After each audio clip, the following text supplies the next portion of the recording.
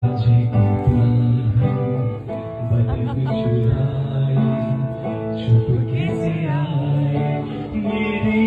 শুভশ্রীর হালি শহরের বাড়িতে জমজমাটি জলসা।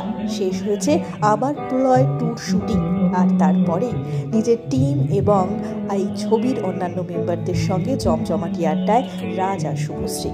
পার্টিতে নজর কাড়লেন খরাজ মুখার্জি, শাশ্বত, পার্থ ভৌমিক, রোহন ভট্টাচার্য সহ আরও অনেকে। ইউয়ানকে দেখা গেল ক্রিকেট খেলতে, তো শুভশ্রীর কোলে ছোট্ট ইয়ালিনী।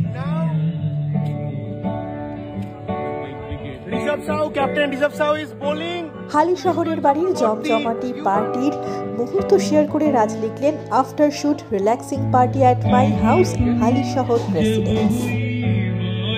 Cine Gossip.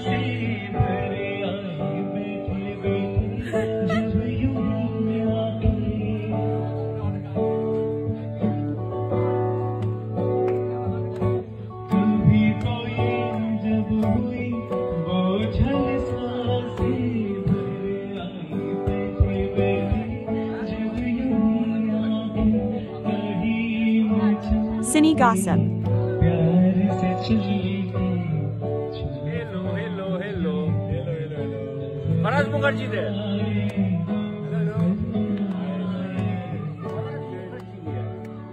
जब दिन ढल जाए साँझ की